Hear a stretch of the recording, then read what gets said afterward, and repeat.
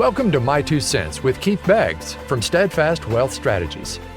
In this podcast, we show high-level executives and business owners why comprehensive financial planning and executive bonus structures don't have to be too good to be true. Keith draws on his experience in realistic financial planning, and expert guests share his 2 cents about academically based financial planning that you have to hear to believe. Now, on to the show. Welcome to the My Two Cents podcast with Keith Beggs of Steadfast Wealth Strategies. I'm Patrice Sikora, and this is the inaugural episode of Keith's series. It's always one of my favorites because in it, we learn more about Keith from Keith. And of course, the best place to start is usually the beginning. So Keith, how did you get into this line of work in the first place, and why? Great. Well, hey, Patrice, how are you? I got into financial services. It was really the second job I had out of college. I first started in logistics, and then I moved over to the financial service industry, mainly because I'm a numbers person. I like black and white. In college, I always struggled when people could interpret my work, right? I never liked a bunch of interpretation into what I was doing. I wanted something to be right and something to be wrong. And I feel with math, you get a lot of that. So that's kind of one of the reasons I got in the financial services industry. Secondly, you just get to meet so many different people from so many different backgrounds. I am a people person. I love to talk. I love to talk to people, have conversations. And one of the joys of this industry is just hearing about how so many people have become successful, and there's so many different lines of work that are out there in this country to be successful in. And hearing people talk about the ideas that they've had or just their career paths and what they've done has always been a joy that's kind of really tied me and kept me in this industry. That is great. Are there people in particular that you feel you have a special affinity for? Do you have a specialty? We get that question a lot, and I think it's most people really want to define a specialty or a niche, right? Because things can get so broad. I have found for us, the niche is more the personality of the client than the industry or the financing itself. I believe finance works the same for everybody, right? I don't think math works differently for one person than another. So I've found for us, our niche, you might say, is people that are more on the educational side. They're eager to learn. We love people that ask questions. Our goal is never to talk above our clients or over our clients and try to get them in a position of fear to where they just want blind trust and they feel like they can't handle any of this. Our approach is to teach them that they can handle all this, and it's important that they do understand it because they're the ones that are going to have to live it out, right, on a day-to-day basis. They're going to meet with us quarterly or annually or biannually, whatever you want to say, but they're going to have to live out these decisions. And so they really need to be eager to learn and understand these things for us to be a good fit is what we have found. So your ideal client includes somebody who really wants to learn from you. How do you educate them? Yeah. Well, there's pre-COVID education, right? Now there's kind of where we are doing now, right? We did a lot of educational events. We were actually teaching retirement courses at the local community colleges here in the Houston and West Houston, Katy area. That's kind of been put on hold since we haven't been able to get on campus. That's one of the reasons, Patrice, we're really starting this podcast. We're looking for other ways to get important information to our clients in a timely manner, but on their schedule. Everyone's schedule is different, whether they have young kids or their work schedule or different things. And so we definitely want to get back to the events, and we will, as we know, we'll get back to those. But this podcast is another way that we're doing that. We have a lot of other campaigns and information through email and social media in different ways that we try to get information to our clients so that they can then make the best decisions for themselves. Yeah, COVID certainly has thrown a wrench into a lot of plans. It has. It really has. We've had to greatly shift how we reach out to people during this process. I think it was tough at first, but I think in the long run, we have a way better business structure and manner to educate and be a part of our clients' lives. We're still going to go back and do the things we were doing. We've just now developed more mediums and more opportunities to reach clients on their level with the best way that they want to receive information. All right, so you've reached your clients. What do you do for them? Yeah, everyone will say we do financial planning, right? Well, we kind of mentioned this already, but we do education. We're an education-based firm. We're going to teach them about how financing works, the academics behind it, and then we're going to, obviously, I don't want to say push them, but direct them in ways that we think are the most efficient and best ways to accomplish their goals. I have found in this industry from talking to people that most of them want the most efficient or easiest way to the solution. A lot of financial advisors were in this industry. They always want to have a scheme. I don't want to say scheme, that's a bad word, but they have something that's better, right? A better mousetrap or something, different, and that's going to be beat what everyone else is. I typically just don't believe that's true. So we want to just teach them about efficiency, really defining their goals, right? I mean, goal definition is a huge part of this. One of the hardest things to do is to save money if you don't know what you're saving money for. If you're just putting money in a savings account, but there's no plan for that money, Yeah, something's going to come up and you're probably going to borrow against it that's a good because point. it really doesn't have a plan. So really defining goals and so that they have that pot at the end of the rainbow, right? And they know what they're working towards, and it makes it easier to do the things along the way to get there if they know what the reward will be when they get there. So educate them, really help them define their goals, and then establish an efficient manner to get there.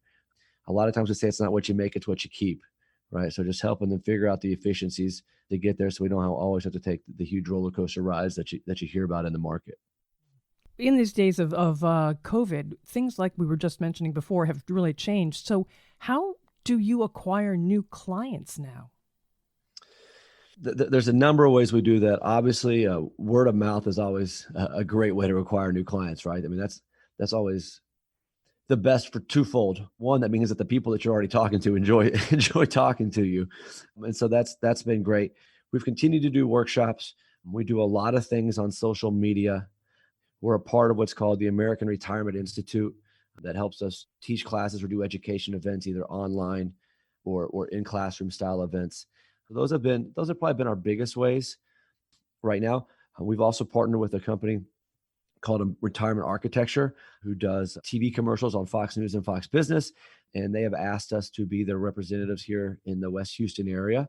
And so then we help people they've watched some commercials, they've seen some things out there that have interested them. And then we are the representative or the advisor who can then help them take ideas that they see in that 30-second or 1-minute commercial and make them real for them. Keith, what designations do you have? So I am licensed, state insurance licensed here in Texas.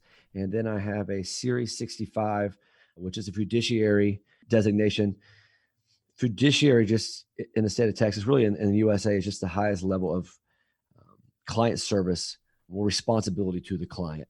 So it just kind of takes some of the other designations and just ups the responsibility. We have a responsibility to not only do what we think is best for the client, and that may be an annuity or a life insurance policy or a mutual fund. It really doesn't matter.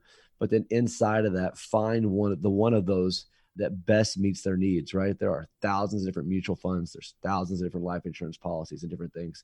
So it just is that extra layer of client protection, and that we're not only deciding that they need an insurance policy or a mutual fund, but then inside that, we're finding the one that best meets their needs. Do you have a basic business philosophy? I mean, here we're talking about your clients and how you educate them, but what about your business and going forward? Where's your head in that? Efficiency. Everything we do at Steadfast for our clients and as a business is based on efficiency. We don't want wasted time. We don't want wasted money for ourselves or for our clients. The more efficiently we run our business, the better service at a better price or better price is, I guess, a good word, that we can deliver to our clients. And the more efficient our clients are with their financing, the faster they'll get to their destination with the least amount of risk and least amount of leakage or mistakes. So we really pride ourselves on being a very efficient firm, both internally and externally, for the people that we help. Do you get out into the community at all? We do, primarily personally through our church. And then our business, we were doing with the educational courses that we were teaching at the university. So it was a great way for us to get out and meet people. We just moved, my wife and I guess my wife and I, our kids, we just moved to Town Lake, which is on the west side. We had lived in the Heights, which was about 20, 30 minutes away from the community that our office is in. That move was done end of May. Haven't really found our gripping with that again, because COVID's kind of affected some of that outreach and ways to get involved in the community. But we have 2 young children, and so the community involvement is something that, and through our church and through other avenues, that we definitely want to be more part of. Well, with 2 young kids, you'll definitely be getting involved. As you said, again, COVID has made things so different these days. Mm-hmm. When you're not working, what do you do for fun? Yeah. So my personal hobby is golf. I love to play golf. I love to get out with my friends and just be outside. My wife doesn't understand how I could play so much golf and not be any better. And I'm sure there's going to be some people that are listening to this that probably understand that as well. It just amazes her how much time I spend doing that, and then my progress is not where we want it to be. But golf, travel. My wife and I would definitely love to travel. Family, my family's up in the North Dallas area. We still have a very close family. We do a lot of stuff with them. And then, as I mentioned, I have a 3-year-old and a 1-year-old. So we're about to start soccer, our first soccer league. So kids and kids events are going to be a big part of that. And then church. We haven't been since probably February because of what's going on. And that's been a big hole in our lives this year. It's something that we've kind of really noticed that we're missing. But activities through the church, whether it's community service or getting together, cookouts and different things, has always been a big part of our family, and something that we're really eager to get back to. That sounds great. Do you have a hero, Keith? Growing up, I would have told you Michael Jordan, right? Probably with about every other kid that's my age, and I'm in my late 30s, right? But now that I've started a family, my hero has really shifted to my grandpa. His name was Dub, or his middle name was Ward, and he went by Dub for W. But he had 4 kids, and just a close-knit family that he built. And we just got back a couple weeks ago from a family reunion with that side of the family, and there were 20, I think, great-grandchildren. Whoa. And all 12 cousins were there. And, just that my grandparents on that side have been passed away for about 5 or 6 years, but just the close knit of that family and how it's stayed that way, even without him. And that was all because he built that. He built that family foundation. He built that closeness, and that's been carried on through my mom and my dad, and and her siblings, and all the way down to the grandkids and now the great grandkids. Wow. And when I think about where I want to be in 20, 30 years, I don't know if patriarch is the right word, right? But I want to be on a rocking chair and seeing all that go on around me, and me and my wife sitting there and being like, we helped build this. We were a part of this, and that's kind of really where my mindset is in terms of a hero now these days. Well, that brings me into my next question. What is your idea of success? Obviously, family plays a big role here, but what else? Yeah. So for me, success is defined by our clients. I can't define success. They're going to have to define it in terms of their goals. Our success is our clients reaching and attaining whatever objectives financially and otherwise that we can be a part of. So our clients define our success. If they are achieving their goals, then we have then achieved ours, because our objective is to help them achieve their financial goals, whether it's getting their kids through college, whether that's retiring at a certain age. One thing that we really have been pushing a lot of our clients to do is think about giving more money away while they're alive. It's great to have a big of an inheritance that you can pass on at death, but then you're not a part of it. And most of the people, if you have a cause that you really care about, you want to see that cause lived out and see the benefit of that cause. So helping our clients to find, those type of things and giving them avenues to do that, and then seeing them do that. And then really biggest success is word of mouth, people telling us that. We're getting an email from a client saying our kid just graduated college and we're not bankrupt. Thank you. Thank you. Right.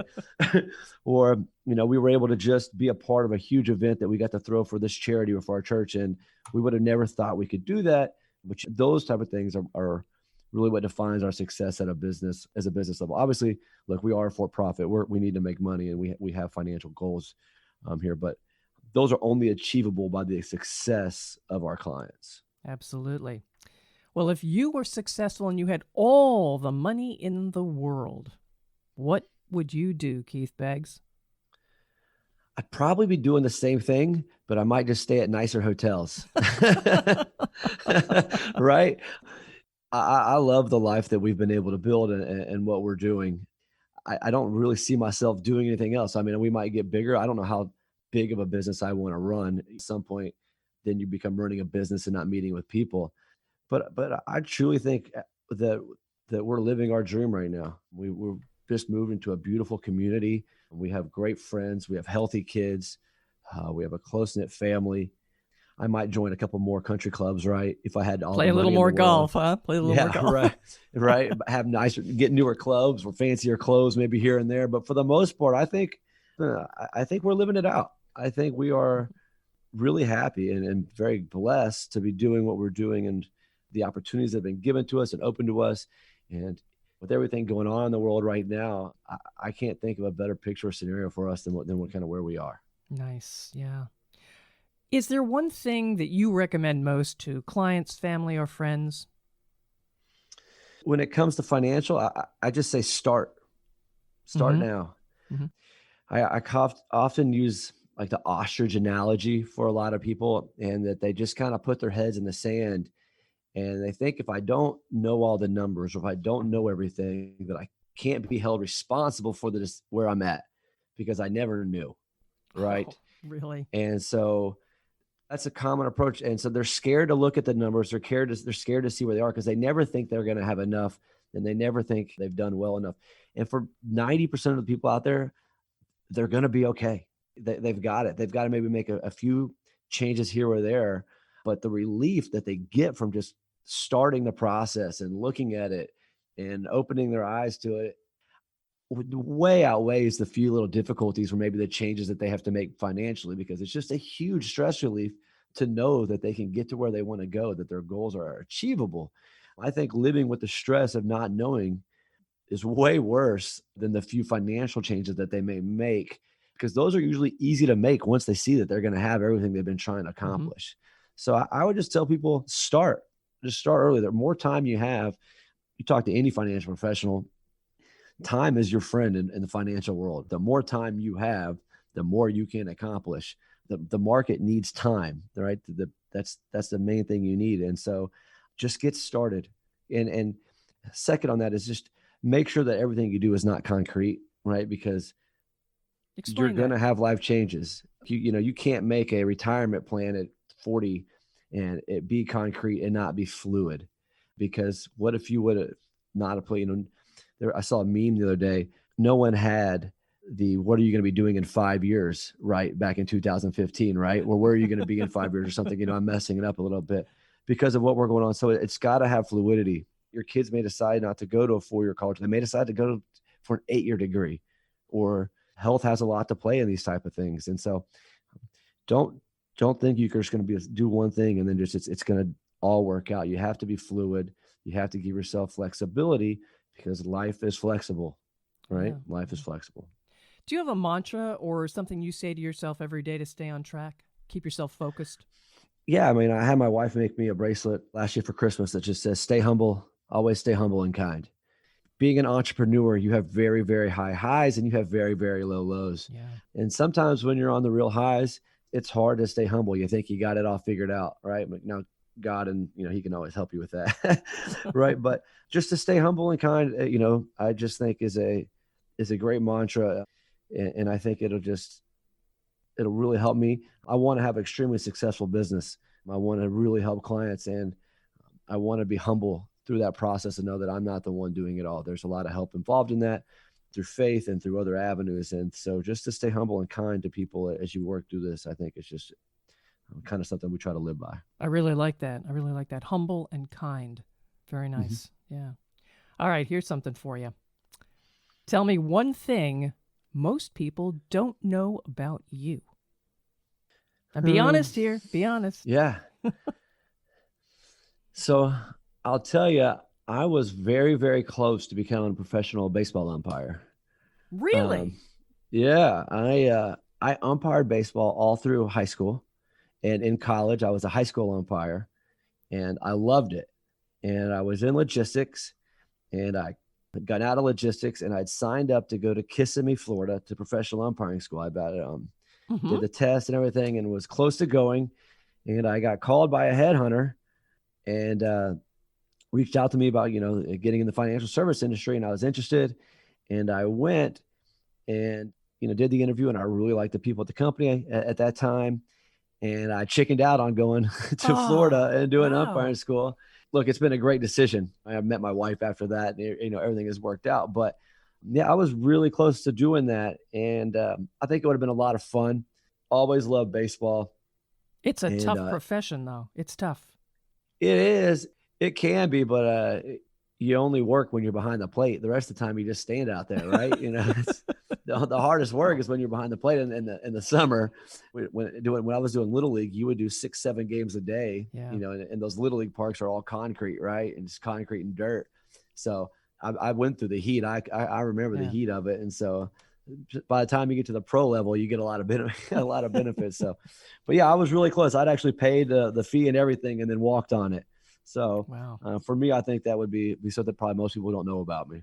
I would never have guessed that. Never. I mean, I have talked to people that said, "Oh, I almost was a pro ball player, but never an umpire." Great. All right, Keith. What is your proudest achievement? You can say your kids. Right. No, it could be our kids. My wife and I had struggled with pregnancy, so it took us 4 years and a lot of money to have kids.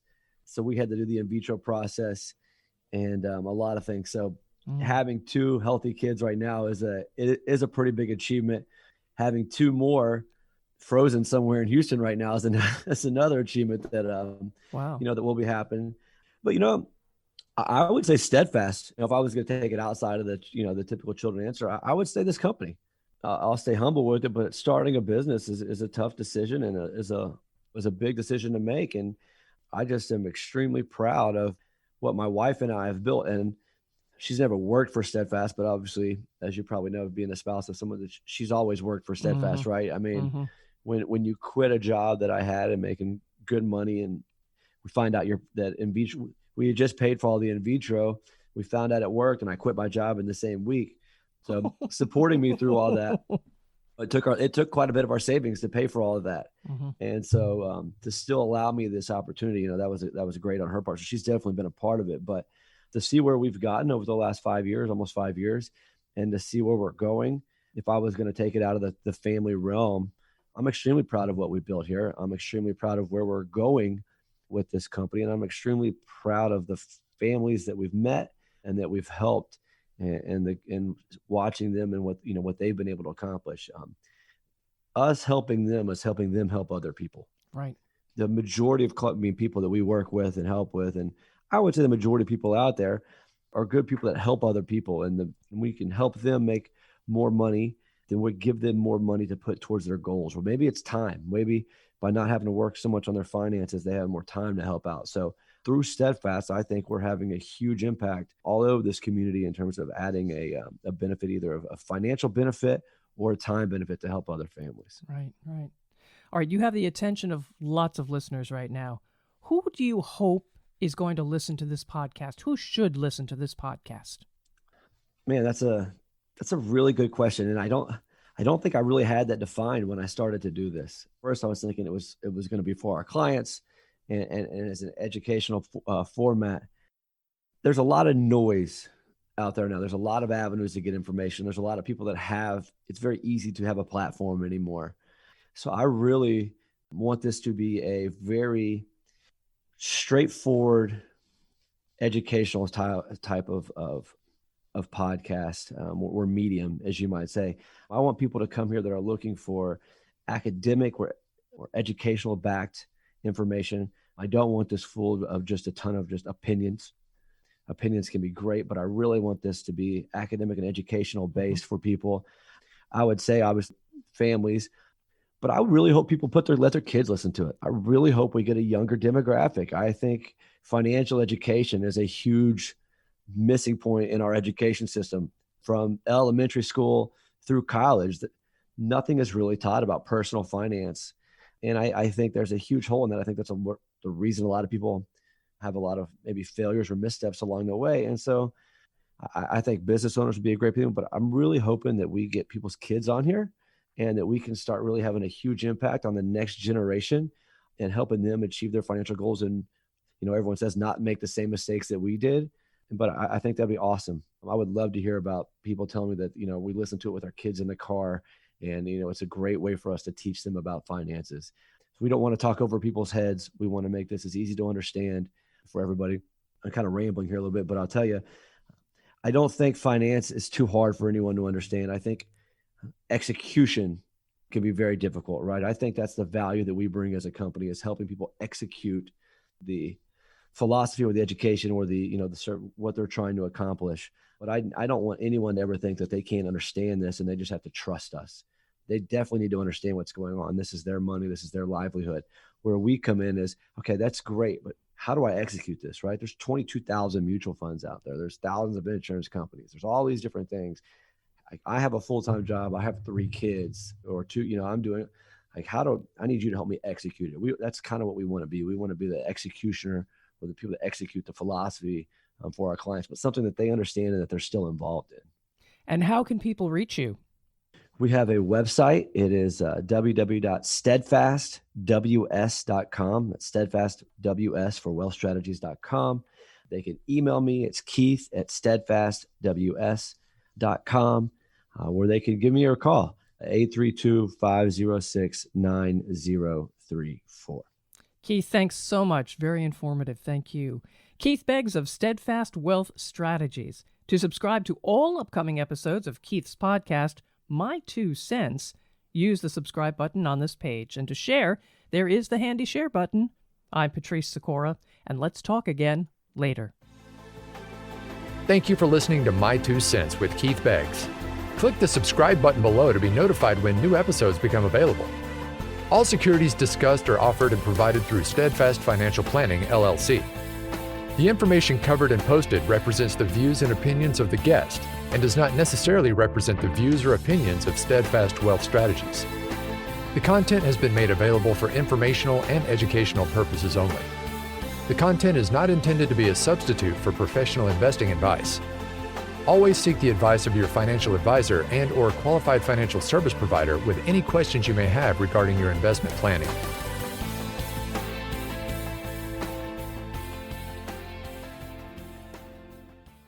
This podcast is not intended to provide specific investment, financial planning, tax, or legal advice. It is intended for educational purposes only. Please consult your tax advisor, financial advisor, or legal professional for specific advice on your specific situation.